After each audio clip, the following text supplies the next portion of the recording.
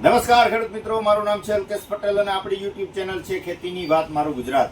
આપણી દુકાનનું નામ છે હિન્દુસ્તાન એગ્રો 6 કાલાવડ, પ્રોપર કાલાવડ તાલુકો, કાલાવડ જિલ્લો, જામનગર. મિત્રો આપણું એડ્રેસ છે બેંક ઓફ ઇન્ડિયાની નીચે, પેટ્રોલ પંપ વાળી શેરી, જૂનું માર્કેટિંગ યાર્ડ, કાલાવડ. મિત્રો 2026ના વર્ષમાં આપણે જોવા જઈએ તો મગફળીના પાકનું બમ્પર વાવેતર થયું છે, ત્યાર પછી સોયાબીનનો પાક છે અને કપાસનો પાક છે. આ પ્રકારે વાવેતર થયું છે. તો આગોતરા જેને વાવેતર કર્યા છે, ખાસ કરીને 40 દિવસ ઉપરનો જેને પાક થયો છે, મગફળી છે, કપાસ છે કે સોયાબીન છે, તો એની અંદર અત્યારે ફ્લાવરિંગ સ્ટેજ હોય એટલે કે ફૂલ ઉગાડવાની શરૂઆત થઈ ગઈ હોય છે. તો એ સમયગાળામાં આપણે શું આપીએ જેના થકી આપણે ફ્લાવરિંગમાં વધારો કરી શકાય, એને પૂરતા પ્રમાણમાં પોષણ મળી રહે અને બીજા નંબરમાં ફ્લાવરિંગ ખરતું અટકે, બમ્પર ઉત્પાદન આવે, ખોટો જે છે વાનસ્પતિક વૃદ્ધિ વિકાસ ન થાય, તો એના માટે શું કાળજી રાખવી જોઈએ, તો આપણે એની ભલામણ કરવાના છીએ. ખાસ તો ચેનલમાં સબસ્ક્રાઇબ કરી દેજો, નવા હોય ચેનલની અંદર તો ચેનલ જે સબસ્ક્રાઇબ કરીને બીજા ગ્રુપમાં શેર કરજો, જેથી કરીને ખેતીલક્ષી માહિતી વિડીયોના માધ્યમથી ખેડૂત મિત્રો સુધી પહોંચતી રહે. મિત્રો તો ગઈ આપણે શિયાળુ સિઝનમાં આપણે અનુભવ જેને લીધેલા છે એવી જે છે પ્રોડક્ટ એટલે કે ડોક્ટર પ્લાન્ટ પ્રોટેક્શનનો આવે છે બ્લુબેરી.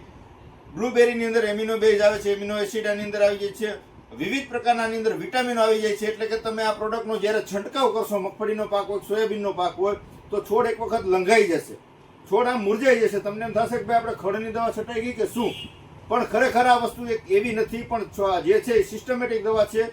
તમે છંટકાવ કરો છો તો આખા છોડમાં મૂળ સુધી પ્રસરી જાય છે. અને આપણે જેમ કેમ આપણે શરીર થોડુંક વધારે હોય ને વોકિંગ કરતા હોય કે જીમમાં જતા હોય ને પરસેવો છૂટી જાય, એવી રીતે જે છે આ બ્લુબેરી છે તમારા પાકના છોડને જે છે પરસેવો છોડી દેશે. કે ખોટી જાતનો વૃદ્ધિ વિકાસ થતો હોય તો એ ન્યા રોકાઈ જશે અને ટૂંકી ગાંઠે ફૂટ શરૂ થઈ જશે, ફ્લાવરિંગમાં વધારો થઈ જશે, છોડ આખો જે છે આમ એક વખત સ્થિર થઈ જશે, બ્રેક થઈ જશે. એટલે ખોટી જાતનો એનો વૃદ્ધિ વિકાસ બંધ કરી ટૂંકી ગાંઠે ફૂટ કરશે અને ફ્લાવરિંગમાં પુષ્કળ પ્રમાણમાં વધારો થશે, સૂયા બેસવામાં જે છે આસાની રહેશે અને જે છે એને પૂરતા પ્રમાણમાં પોષણ મળી રહે. એટલે સારામાં સારી રીતે એનો જે છે પોપટાનું બંધારણ પણ આનાથી થઈ છે. તો ચોક્કસથી આપણે શિયાળુ પાકની અંદર જીરાના પાક છે, ચણાના પાક છે, આની અંદર આના રિઝલ્ટ લીધા હતા. જે મિત્રોએ વાપર્યું છે એને તો ત્યારથી શરૂ કરી જ દીધું છે કે ના આના પરિણામ છે તો આપણે આ જ વસ્તુ વાપરવી છે. તો મગફળીના પાકમાં તમે અવશ્ય આનો ઉપયોગ કરી અને જગ્યા મૂકીને કરવાની છે.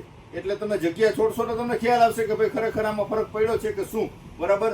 બાકી ખોટી રીતે વૃદ્ધિ વિકાસ થતો હશે તો એ જે છે આ બ્લુબેરીનો ઉપયોગ કરી દીધો હશે તો તમારે છોડ ન્યા બ્રેક થઈ જશે, જમીનને ચોંટી જશે અને ઉત્પાદનમાં બમ્પર વધારો કરશે. હવે ફ્લાવરિંગની દવા તો આપણે આપી દઈએ, પણ જમીનની અંદર ખોરાક પણ જોઈએ. છોડને જે છે એ ખોરાક વગર જે એનું પોપટાનું બંધારણ વ્યવસ્થિત રીતે થઈ શકે નહીં. ફ્લાવરિંગમાં વધારો ચોક્કસથી થાય, પણ છોડની અંદર જો તાકાત નહીં હોય તો એ પોપટાના બંધારણમાં ફેરવાશે નહીં અને જે છે તમારું ફૂલ સુકાઈ જશે, કરમાઈ જશે અને પોપટામાં ક્યાંય ને ક્યાંય હળવાશ રહેશે. એટલે તમારો પાક જે છે પરિપક્વ થશે નહીં. તો એના માટે આપણે શું ભલામણ કરીએ તો કે ભાઈ ડોક્ટર પ્લાન્ટ પ્રોટેક્શનનું આવી ગયું છે નવું સંગમ પાવર. જે સંગમ પાવર આવે છે, જૂનું સંગમ પણ આવે છે અને સંગમ પાવર આવી ગયું છે. આની અંદર અલગ અલગ 16 પ્રકારના ન્યુટ્રન્સ આવી જાય છે. દાખલા તરીકે બોરોન છે, કેલ્શિયમ છે, કોપર છે, આયરન છે, પોટેશિયમ છે, મેંગેનીઝ છે, મોલિબેન્ડિયમ છે, નાઇટ્રોજન છે, સોડિયમ છે, ઓર્ગેનિક કાર્બન છે, તો ફોસ્ફરસ છે. આ રીતે જે છે 16 પ્રકારના અલગ અલગ ન્યુટ્રન્સ આવી જાય છે અને 3 જે છે આની અંદર હોર્મોન્સ આવી જાય છે, બરાબર છે. તો છોડનો સંપૂર્ણ આહાર ખોરાક કહી શકીએ આની અંદર બધો આવી જાય છે. તો છોડને જે છે એના જીવન ચક્ર દરમિયાન બીજી કોઈ વસ્તુની જરૂરત રહેતી નથી. તમે એનપીકેના ગ્રેડ જે છે 12-32-16 છે કે જમીનમાં પાયાની અંદર આપેલા છે.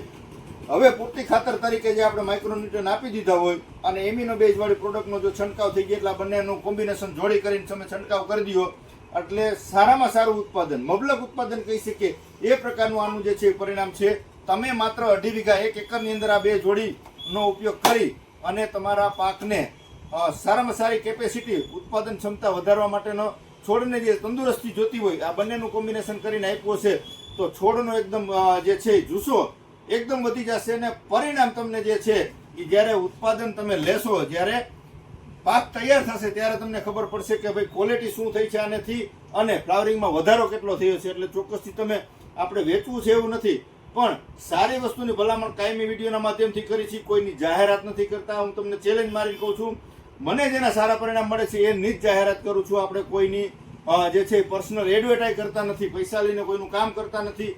હું ખેડૂતનો દીકરો છું, મારા પોતાનામાં અનુભવ કરું છું, મને જેના રિઝલ્ટ સારા મળે છે એની જ તમારા સુધી ભલામણ કરું છું. તો ચોક્કસથી તમારા નજીકના સેન્ટરમાં પણ મળી રહેશે સંગમ પાવર અને જે છે બ્લુબેરી.